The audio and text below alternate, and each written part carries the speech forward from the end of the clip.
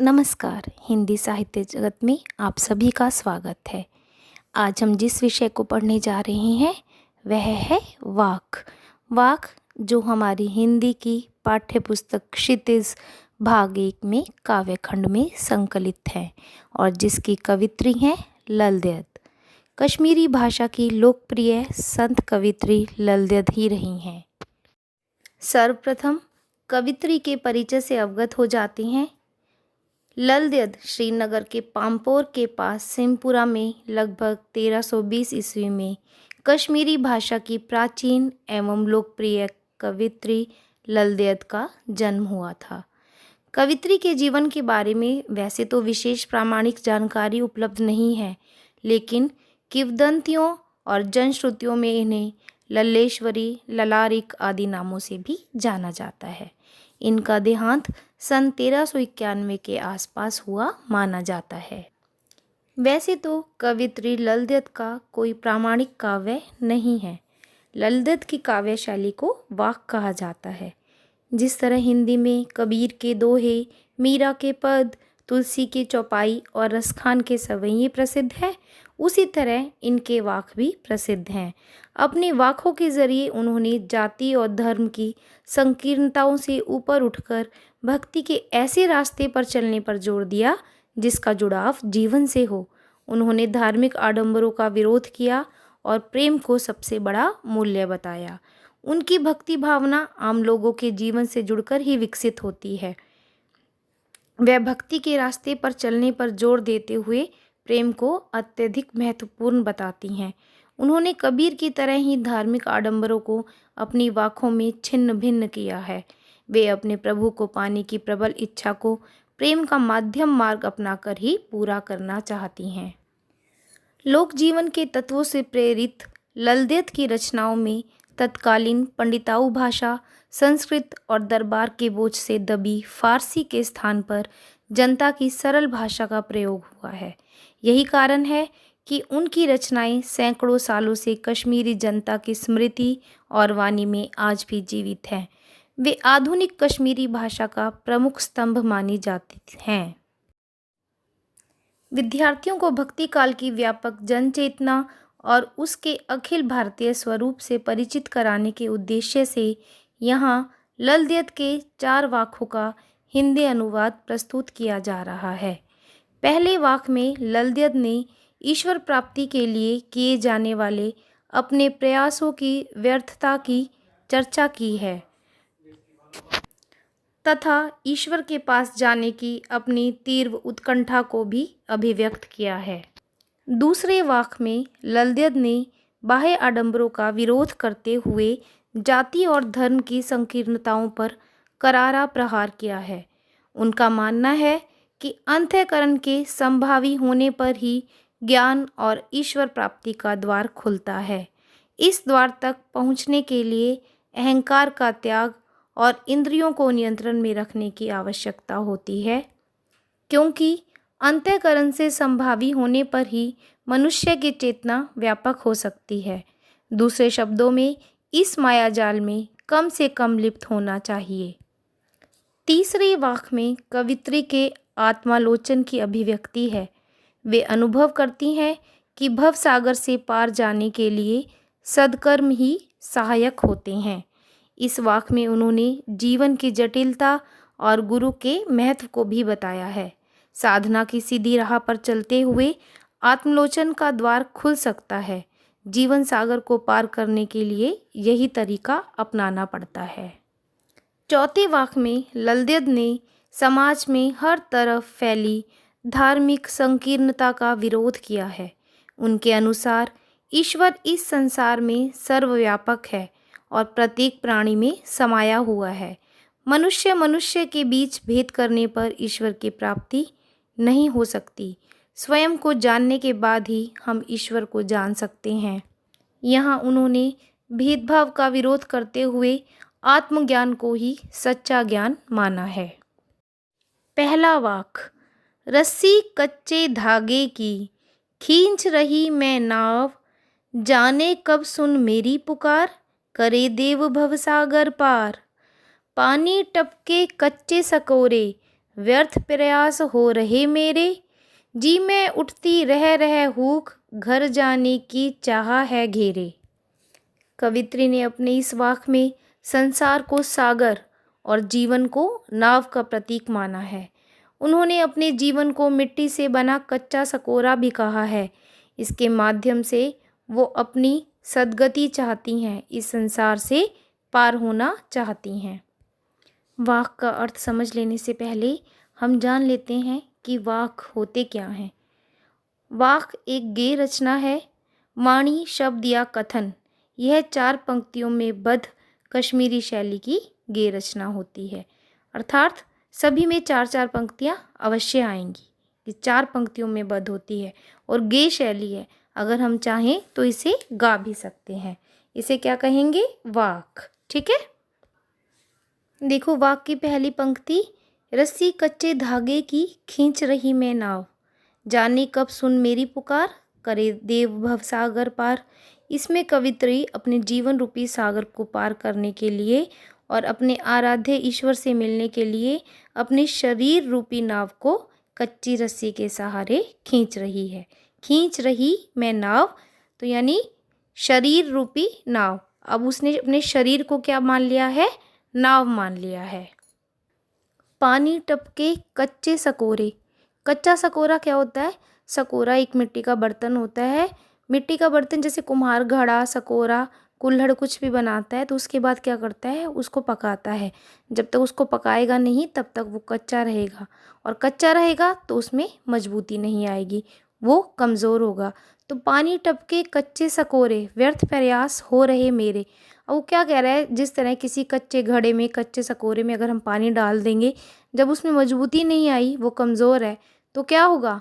पानी अगर उसमें हम एकत्रित करना भी चाहेंगे तो नहीं होगा, क्योंकि वो कच्चा है और नीचे से धीरे धीरे टपक कर वो सारा पानी निकल जाएगा। जी में उठती रह हुक, घर जाने की चाह है घेरे। कवित्री क्या कहती है कि मुझे अपने घर जाना है। उसका अपना घर कौन सा है? ईश्वर का घर ही उसका अपना घर है। वो इस संसार में नहीं रहना चाहती, वो अपने आराध्य, अपने ईश्वर से मिलना चाहती है। अर्थात क्या चाहती है? कि आत्मा का परमात्मा से मिलन हो जाए। जी में उठती रह हुक। हुक क्या होती है? कोई हुड़क, तड़प, वेदना। घर जाने की चाह, चाह कोई इच्छा, और घर कौन सा? ईश्वर का घर, वो स्वर्ग, वो ईश्वर का परम धाम। तो अब कवित्री अपने इस वाक्य के द्वारा क्या कह रही है? वो कह रही है, रस्सी कच्चे धागे की खींच रही मैं नाव, मैं अपने जीवन रूपी सागर को पार करने के लिए और अपने ईश्वर से मिलने के लिए, अपने भगवान से मिलने के लिए अपने शरीर रूपी नाव को किससे खींच रही है? अब कच्ची रस्सी किसको बताया गया है? सांसों की कच्ची रस्सी के सहारे खींच रही है। जैसे कच्ची रस्सी का नहीं पता होता वो कब टूट जाए, ठीक वैसे ही हमारी सांसों का नहीं पता कि कब हमें मृत्यु आ जाए। तो वो क्या कह रही है कि मैं अपने जीवन रूपी सागर को पार करने के लिए और अपने ईश्वर से मिलन के लिए अपने शरीर रूपी नाव को सांसों की कच्ची रस्सी के सहारे खींच रही हूँ। जाने कब सुन मेरी पुकार, करे देव भवसागर पार। पता नहीं उस ईश्वर की कब पुकार हो जाए, कब वो मेरी तरफ ध्यान दे, और कब उनके ध्यान देने के बाद मैं इस जीवन और इस संसार रूपी भवसागर को पार कर पाऊंगी। पानी टपके कच्चे सकोरे, व्यर्थ प्रयास हो रहे मेरे। अपने जीवन में वो अपने आराध्य ईश्वर को पाने के लिए छोटे छोटे प्रयास कर रही है, पर वो सारे प्रयास उसके निरर्थक सिद्ध हो रहे हैं, व्यर्थ सिद्ध हो रहे हैं। क्यों सिद्ध हो रहे हैं? वो बता रही है कि जैसे कच्ची मिट्टी से बने पात्र उस सकोरे में पानी टपक टपक कर गिरने के बाद भी कभी वो सकोरा नहीं भरेगा, क्योंकि वो कच्चा है, वो गल जाएगा, वो टूट जाएगा, उसमें से पानी टपकता रहेगा, वो कभी नहीं भर पाएगा।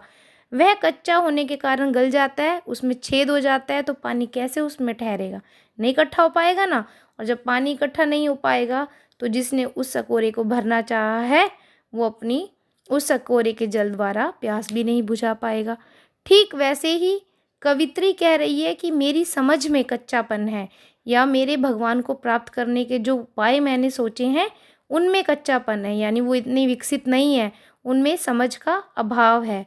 उसी कारण भक्त अपने छोटे छोटे प्रयासों के द्वारा अपने ईश्वर को प्राप्त नहीं कर पा रहा है। परिणाम स्वरूप क्या हो रहा है, जिस प्रकार वो कच्चा सकोरा जल से नहीं भर पा रहा, ठीक उसी प्रकार वो भगत भी अपनी समझ के अभाव के कारण अपने आराध्य देव को पाने में असफल हो रहा है।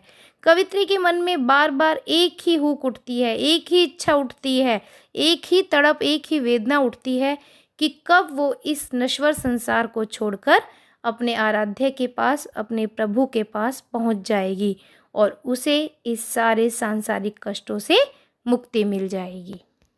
यहाँ पर पहली पंक्ति में ही उन्होंने प्रयोग किया है कि रस्सी कच्चे धागे की। रस्सी कच्चे धागे की अर्थात जिसको हमने सहारा माना है वो कमज़ोर है, वो नाशवान है। और कमज़ोर और नाशवान कौन है? हमारे प्राण हैं, पता नहीं कब छूट जाएंगे। ठीक है। दूसरा वाक, खा खा कर कुछ पाएगा नहीं, न खाकर बनेगा अहंकारी, सम खा तभी होगा संभावी, खुलेगी सांकल बंद द्वार की। अब देखिए दूसरी पंक्ति, न खाकर बनेगा अहंकारी। अहंकारी क्या? घमंडी, अभिमानी। सम खा, सम यानी समान, समान खाएगा तभी। यहाँ पर सम का अर्थ क्या है? हमारी इंद्रियों को काबू करना, उनका अपनी इच्छाओं का शमन करना। और समभावी, समभावी यानी समान भावना, समान भावना अर्थात समानता की भावना। खुलेगी सांकल, सांकल किसे कहते हैं? जंजीरों को। सांकल जंजीर, कोई कड़ी, वो खुल जाएगी। द्वार की, दरवाजे की। ठीक है। अब यहाँ पर क्या कह रही है कवित्री? खा खा कर कुछ पाएगा नहीं और न खाकर बनेगा अहंकारी। देखो दो अर्थों में लिया जा रहा है, जो भी वाक है उसमें कवित्री दो अर्थों को प्रकट कर रही है, एक के आधार पर दूसरे अर्थ को समझाने का प्रयत्न कर रही है। क्या होता है, आप सभी ने देखा होगा कि हम जब ज़्यादा खाते हैं तो कुछ नहीं होता, उससे क्या होता है, हमारी को कुछ ना कुछ बीमारियां लग जाती हैं, इसलिए ज़्यादा भी नहीं खाना चाहिए। उसने क्या कहा दूसरी पंक्ति में? न खाकर बनेगा अहंकारी। और अगर हम नहीं खाते अर्थात हम व्रत और उपवास रख रहे हैं, तो जब हम व्रत और उपवास रखते हैं तो क्या होता है, उसमें भी हमें घमंड आ जाता है, अहंकार हो जाता है। लोग जो भी व्रत और उपवास रखते हैं, वो कोई कहता है कि मैं अपने पेट को सामान्य रखने के लिए व्रत रख रहा हूँ या कुछ नहीं, वो कहता है मैं ईश्वर प्राप्ति के लिए, किसी भगवान का नाम ले देता है कि मैं उसके लिए व्रत रख रहा हूँ, और उसमें अभिमान सा आ जाता है कि आज मैंने ईश्वर की उपासना के लिए कुछ ना कुछ किया है, तो उसका अहंकारी बनना स्वाभाविक है। इन्हीं पंक्तियों के माध्यम से कवित्री समझा रही है। क्या समझा रही है? सम खा तभी होगा संवादी। अब वो क्या कह रही है? समान भाव रखना चाहिए। समान भाव रखोगे तभी आप उस अपने सारे बंद दरवाज़ों की कड़ियों को, कुंडियों को खोल दोगे और उस ईश्वर को प्राप्त कर लोगे। यानी ना तो ज़्यादा खाओ और ना ही भूखे रहो। इन दो पंक्तियों के माध्यम से वो क्या कह रही है कि ना तो सन्यासी बन जाओ, ठीक है, वैराग्य को धारण कर लो, और ना ही पूरे गृहस्थ बन जाओ। वो मध्यम मार्ग को अपनाने की सीख दे रही है। कैसे कह रही है कवित्री? वो लोगों को जागृत करना चाहती है, उनमें चेतना जागृत करना चाहती है और मध्यम मार्ग को अपनाने पर जोर दे रही है कि मनुष्य सांसारिक सुखों को प्राप्त करने के बार बार प्रयास करता है, खा खा कर कुछ पाएगा नहीं। अब यहाँ पर वो क्या कह रही है कि मनुष्य इस सांसारिक सुखों में डूबता जा रहा है, उसे और अधिक सुख सुविधा चाहिए, वो इन्हीं भोग विलासिताओं में डूब रहा है। उसकी एक चीज़ की इच्छा पूरी होती है तो दूसरे की इच्छा उड़ जाती है, बस सब वो इन इच्छाओं को पूरा करने में लगा है। पर क्या वास्तव में उसको इन इच्छाओं के पूरा होने पर सुख मिलेगा? उसको इन इच्छाओं के पूरा होने पर वास्तविक सुख मिलेगा? नहीं, उसे कभी भी ये सुख नहीं मिलेगा, क्योंकि एक इच्छा पूरी होगी तो दूसरी जागृत हो जाएगी, बस वो इसी विषय वासनाओं में डूबा रहेगा। न खाकर बनेगा अहंकारी। इसी तरह वो मनुष्य जो इन सभी भोग विलास को, सुख सुविधाओं को त्याग कर पहाड़ों पर तपस्या करने चला जाता है, वैराग्य को धारण कर लेता है, योगी बन जाता है, कठोर तपस्या से अपना जीवन बिताता है, क्या वो ईश्वर को प्राप्त कर लेगा? नहीं, वो भी ईश्वर को प्राप्त नहीं कर लेगा। जो ज़्यादा इच्छाओं को रखेगा, भोग विलासिताओं में डूबेगा, उसे भी वास्तविक सुख नहीं मिलेगा, और जो अपने कर्तव्यों का निर्वाह ना करते हुए योगी साधु बन जाएगा, कठोर तपस्या करेगा, उसे भी ईश्वर प्राप्ति नहीं होगी, बल्कि ऐसे दोनों मनुष्य के मन में अहंकार बढ़ जाएगा। कैसे? पहला वाला तो जो सांसारिक सुख सुविधाएं इकट्ठा कर रहा है कि मैंने ये किया, उसमें ये घमंड हो जाएगा। और दूसरा जो तपस्या कर रहा है कि ईश्वर की प्राप्ति को करने के लिए मैंने ये काम किया, मैंने ये तप किया, उसमें भी अहंकार बढ़ जाता है। ये जो दोनों रास्ते हैं, इन दोनों रास्तों के द्वारा हम ईश्वर को प्राप्त नहीं कर सकते, बल्कि समखा तभी होगा समभावी। मनुष्यों के इनको बीच का मध्यम मार्ग जो है उसे अपनाना आवश्यक है। उसे जीवन और ज्ञान के पथ पर चलना है तो वह सम पर चले। कवित्री ने सम खाने की बात की है, यानी वो अपने मन को समान भाव से आगे बढ़ने दे, अपने मन पर, अपने इंद्रियों पर काबू रखे, उसको अति से बचाए। अति हर चीज़ की खराब है, तभी मनुष्य समभावी बन सकता है। खुलेगी साकल बंद द्वार की, यही मार्ग अपनाने से प्रभु प्राप्ति के ज्ञान का बंद द्वार खुल सकता है, उसमें नई चेतना का विकास हो सकता है। कवित्री ने इस स्थिति को खुलेगी सांकल बंद द्वार की ये कहकर स्पष्ट करना चाहा है।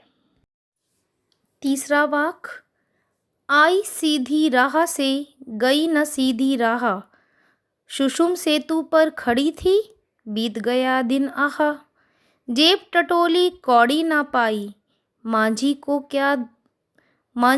दूं क्या उतराई।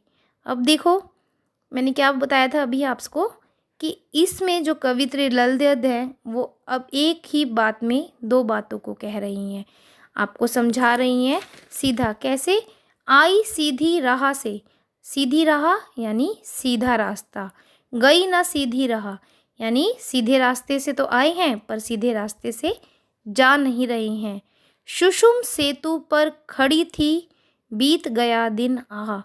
सुषुम क्या होता है? सुषुम होता है सुषुम्ना नाड़ी। क्या होती है? आपने देखा है, ईड़ा और पिंगला को जोड़ने वाली एक नाड़ी होती है सुषुम नाड़ी। सुषुम्ना नाड़ी के सहारे ही वो ईश्वर को प्राप्त करने में लगी हुई है। सुषुम्ना नाड़ी वैसे हमारे शरीर में क्या काम करती है? ये हमारे पीठ में होती है पीछे, जो हमारे शरीर को सीधा रखने का भी काम करती है और हमारे शरीर की गतिविधियों पर नियंत्रण भी करती है। ठीक वैसे ही सुषुम्ना नाड़ी के सहारे ही हम जब आंख बंद करके कोई प्राणायाम या कोई ध्यान करते हैं तो सुषुम्ना नाड़ी का उसमें मुख्य रोल होता है, मुख्य भूमिका होती है। आप देखते हैं कि आपके दोनों आँखों के बीच, दोनों आँखों के बीच और मस्तक में एक आपको केंद्र बिंदु दिखाई देता है। धीरे धीरे जैसे हम उसमें ध्यान लगाते रहते हैं, हमें पहले एक चक्र सा दिखाई देता है, फिर एक प्रकाश सा दिखाई देता है। वो यही कह रही है कि मैं इसी ध्यान मग्न से अपनी सुषुम्ना नाड़ी पर नियंत्रण रख के ईश्वर को प्राप्त करना चाह रही हूँ। दो चीज़ें बता दी है इसमें, जेब टटोली कौड़ी ना पाई। टटोली, जेब टटोली यानी कि जेब में हाथ डाला, जेब में कुछ ढूंढा तो कौड़ी ना पाई, तो कोई भी मूल्य, कोई भी पैसा नहीं पाया। माझी को क्या दूँ उतराई। माझी क्या होता है? नाव खींचने वाला होता है। जब भी हम नाव पर कोई सवारी करते हैं, बैठते हैं, कोई नदी पार करते हैं तो क्या होता है, उसके बदले में हमें उसे कुछ पैसे देने होते हैं। तो वो क्या कह रही है, मैं उसको उतराई क्या दूँ, जो मैंने उसकी नाव में बैठकर इस नदी को पार कराया है, तो उसका मेहनताना मैं उस नाविक को क्या दूँ। ठीक है, अब इसका अर्थ समझिए, कवित्री इस वाक में क्या कह रही है। इसमें वो अपने आत्म अवलोकन को, अपना स्वयं का आत्मनिरीक्षण करने को कह रही हैं। वो क्या कह रही है, आई सीधी राह से गई ना सीधी राह। जब ईश्वर ने हमें इस संसार में भेजा तो हम सीधे रास्ते से आए। ईश्वर ने हमें इस संसार में उतार दिया पर गए ना सीधी राह। लेकिन जब हमारा जाने का समय आया तो हम सीधी राह से नहीं गए। इसका मतलब क्या है? यहाँ पर कवित्री का कहने का भाव यह है कि जब हमारा जन्म हुआ ईश्वर के घर से, जब हमने इस संसार में प्रवेश किया तो हम सीधी राह पर थे। सीधी राह कैसी राह कि यानी हम में कोई छल, प्रपंच, कपट नहीं था। लेकिन जैसे जैसे हमारी उम्र बीती, जैसे जैसे हम इस संसार के लोगों के संपर्क में आते रहे और जब तक हम इस संसार से गए, हम में लाखों करोड़ों दोष विद्यमान थे, कई छल कपट विद्यमान थे। जैसे जैसे हम बड़े होते गए, इस संसार के लोगों के संपर्क में आते गए, वैसे वैसे हम में ये कुटिलता, ये छल प्रपंच बढ़ता ही गया। इस तरह धरती पर प्रभु प्राप्त करने का जो सीधा रास्ता था कि मनुष्य यहाँ पर आकर किसी मोह माया में, किसी सांसारिक उलझन में ना फंसे और ईश्वर को प्राप्त करे, वो रास्ता तो हम भूल गए। हमने क्या किया? हम इस मोह माया में, इस सांसारिक उलझनों में फंस गए और ईश्वर प्राप्ति का वो सीधा सरल रास्ता भूल गए। गए न सीधी राह, हम सीधी राह नहीं गए। सुषुम सेतु पर खड़ी थी, बीत गया दिन। हाँ, कवित्री यहाँ पर क्या कह रही है? कवित्री कह रही है कि वह जीवन भर सुषुम्ना नाड़ी के सहारे ही अपने कुंडलनी जागरण में लगी रही, अपने केंद्र में, अपने ध्यान केंद्र को लगाने में लगी रही, जिससे उसको ईश्वर की प्राप्ति हो जाए। लेकिन इसके बाद भी उस ध्यान मगन से भी उसे ईश्वर की प्राप्ति नहीं हुई। सुषुम्ना नाड़ी का ना हठ योग में बहुत महत्वपूर्ण स्थान है। हम हठ योग की साधना पद्धति में इन नाड़ियों को नियंत्रित करके ईश्वर को प्राप्त कर लें, ऐसी बात कही जाती है। इस वाक्य में कवित्री ललद्यद अपने लिए हठ योग की भी व्यर्थता को स्पष्ट करती हैं। कवित्री को अपने जीवन का अंतिम समय में क्या अनुभव हो रहा है, वो क्या कह रही है? वो कह रही हैं, जेब टटोली कौड़ी ना पाई, माझी को दुख क्या उतराई। कि मैं अब अपने जीवन के अंतिम पड़ाव पर हूँ। अंतिम समय में उसे यह अनुभव हो रहा है कि उसकी जेब में तो अब कुछ भी नहीं बचा है। उसे ये चिंता सता रही है कि भव सागर से पार उतारने वाले उस प्रभु रूपी माझी को, उस नाविक को मैं उतराई के रूप में क्या दूंगी। क्यों? कवित्री क्या कह रही है? वो कह रही है कि सारा जीवन तो हमने इस सांसारिक सुखों को प्राप्त करने के लिए, अपनी इच्छाओं को पूरा करने में लगा दिया। हमने भगवान के नाम की कमाई तो करी नहीं। अब इस भवसागर को, इस दुनिया को पार करने के बाद जब मैं ईश्वर को प्राप्त करना चाहती हूँ, तो इस सागर को, इस भवसागर को तो पार करना पड़ेगा। और उस भवसागर को पार करने के लिए मुझे नाव में बैठना पड़ेगा। पर नाव पर जब बैठूंगी तो माझी बिना अपने मेहनताने के थोड़ी मुझे उस भवसागर को पार करा देगा। इसलिए मैंने सदकर्म रूपी कमाई तो की नहीं है। मेरे आराध्य देव तो मेरे सत्कर्मों से ही प्रसन्न होंगे। अब मैं उस नाविक रूपी प्रभु को, उस माझी को क्या उतराई दूं, क्या दूं उसे मेहनताना, जिससे वो मेरे को इस भवसागर से पार करा दे। इस वाक्य के द्वारा कवित्री मनुष्य को एक संदेश भी दे रही हैं कि मनुष्य को अपने जीवन में छल कपट स्वार्थपूर्ण व्यवहार छोड़कर सदकर्म अवश्य ही करने चाहिए। यही उसके साथ जाते हैं। चौथा और अंतिम वाक्य, थल जल में बसता है शिव ही, भेद ना कर क्या हिंदू मुसलमान। ज्ञानी है तो स्वयं को जान, वही है साहिब से पहचान। थल, थल यानी जमीन, थल थल सारी जमीन, सर्वत्र सारे स्थान। तो थल का मतलब क्या हो गया? सारी जमीन पर ही, सर्वत्र। बसता है शिव ही, शिव कौन? भगवान, आराध्य देव, प्रभु। भेद ना कर, भेद अंतर, अंतर ना कर, क्या हिंदू मुसलमान, कौन हिंदू और कौन मुसलमान। ज्ञानी है तो स्वयं को जान, ज्ञानी है, यदि आप में ज्ञान है तो सबसे पहले आप अपने आप को पहचान लो। वही है साहिब से पहचान, और साहिब, साहिब फिर ईश्वर। इस वाक्य के द्वारा क्या कह रही हैं कवित्री ललद्यद कि ईश्वर इस जगत में सर्वत्र विद्यमान है, सर्वत्र उपस्थित है। थल थल में बसता है शिव ही, चारों तरफ ही भगवान है, चारों तरफ ही ईश्वर विद्यमान है।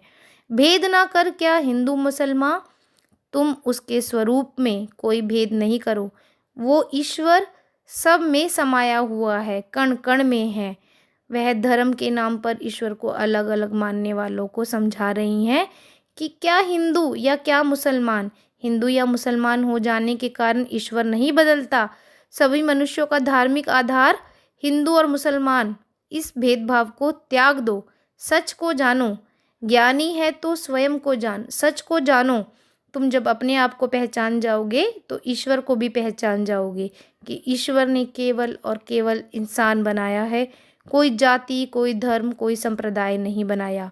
उसकी दृष्टि में जब सब मनुष्य समान हैं, तो मनुष्य की दृष्टि में सब समान क्यों नहीं है, ईश्वर समान क्यों नहीं है, वो क्यों भेद कर देता है हिंदू और मुसलमान के नाम पर या किसी और धर्म जाति संप्रदाय के नाम पर।